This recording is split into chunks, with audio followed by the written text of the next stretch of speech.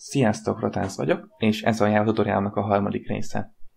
Ebben a részben megnézzük, hogy hogyan tudunk elágazásokat tenni a programba. Ugye eddig minden sor egymás után szépen lefutott, de mi van, hogyha mi szeretnénk eldönteni, hogy bizonyos esetekben ez történjen, bizonyos esetekben pedig az. Ezeket hívják vezérlési szerkezeteknek, és ezen belül is az elágazásról fogunk első körben beszélni.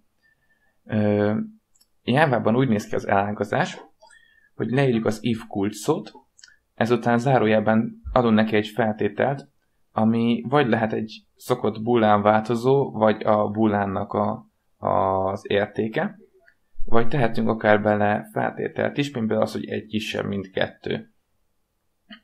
Ezután kapcsolat zárójelek közé tudjuk tenni az if-ben lefutó programrészt. Itt akármit írhatunk, tehát szépen kiírhatjuk azt, hogy igaz. És ha most lefuttatjuk a kódot, azt fogjuk kapni, hogy igaz.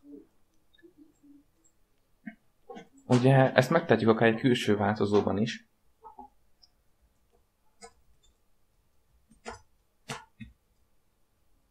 Akár így is, tehát nem muszáj a boolánnak true vagy false értéket adni, akár egy logikai feltételt is adhatunk neki.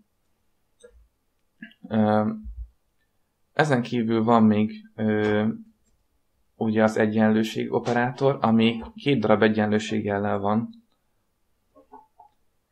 Mert ugye az egy darab egyenlőséggel az az értékadásnak az operátora. Ezért az egyenlőség vizsgálatot az 2 darab egyenlőséggel tudjuk elvégezni. Ezen kívül természetesen működik a kisebb egyenlő, nagyobb egyenlő, illetve nem egyenlőnek van egy olyan operátor, hogy felkiáltójel egyenlő. Ezeket mind írhatjuk egyébként ide is, tehát nem muszáj külön változóba kitenni. Ha van 2 integer értékünk, akkor beírhatjuk azt is, hogy a feltétel az A kisebb, mint B. Na most ennek így nagyon örülünk, viszont mi van akkor, hogyha ugye hamis a feltétel. Ha hamis a feltétel, akkor most nem íródik ki semmi. Az if-nek lehet egy másik ága is, az else, ami akkor fut le, ha a feltétel az nem teljesül.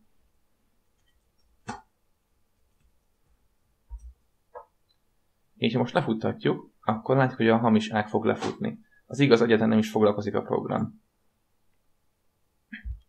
Ezen kívül van egy olyan szerkezetünk is, hogy else if, és ide kerül egy másik érték, ami mondjuk A egyenlő, vagy A kisebb, mint B.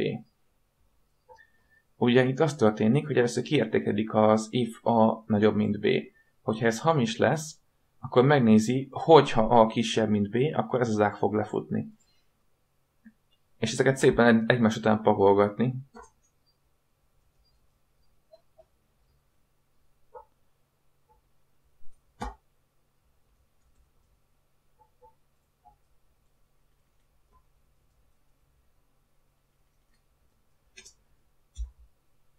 És most lefuttatjuk, akkor megtudjuk, hogy az A a B-hez képest hogyan viszonyul. Tehát lehet látni, az A az kisebb, mint a B. Persze ennek a végén is lehet tenni egy else ágat, ami kiírja, hogy egyik sem. Mondjuk ez most jelen esetben lehetetlen, de jó tudni, hogy ezt így lehet pakolgatni. Na már most, ha egy olyan programot írunk, amiben van egy menü, és ugye egy int értékben tároljuk el, hogy a felhasználó melyik menüpontot választotta ki,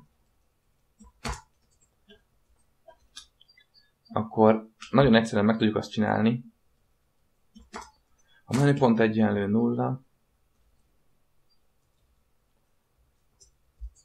Egyébként, ha a menüpont egyenlő 1, akkor kiírjuk, hogy első menüpont.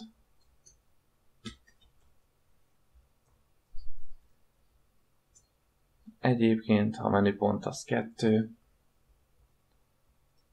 akkor kiírjuk, hogy második menüpont. Na most ez az a baj, hogy amint 2-3-nál több menüpontunk lesz, egész életünket azzal fogjuk tölteni, hogy ilyen elzifeket írunk.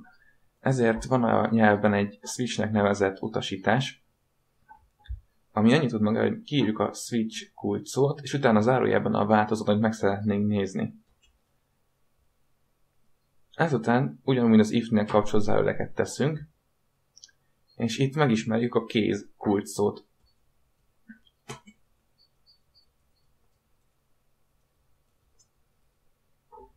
Ez azt tudja magáról, hogy a switchnek a megfelelő ágába fog ugrani a programnak a vezérlése.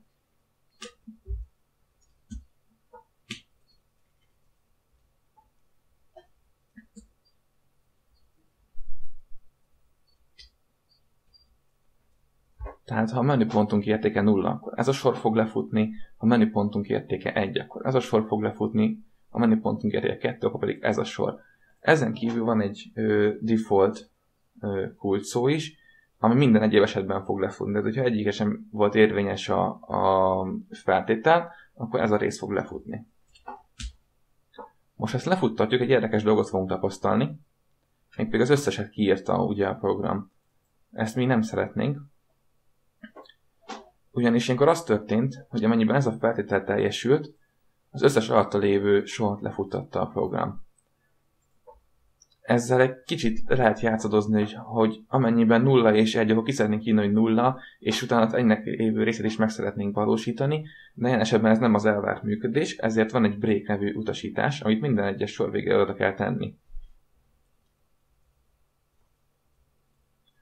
A break az tulajdonképpen annyit csinál, hogy ebből a blokkból, tehát amit a rögtön körülötte lévő kapcsolózáró jelez, abból kilép. Ha most lefuttatjuk, azt látjuk, amit szeretnénk kapni, hogy a 0. menüt írja csak ki egyedül a program. Most nagyjából ebben a részben ennyit szerettem volna elmondani. A következő részben átveszünk a ciklusokat is. Remélem, hogy egyébként érthető volt, hogyha nem, akkor nyugodtan írtok, és veszek föl videót, és akkor elmondom, hogy mi az, amit kérdeztetek, arra mi a válasz. Na, sziasztok!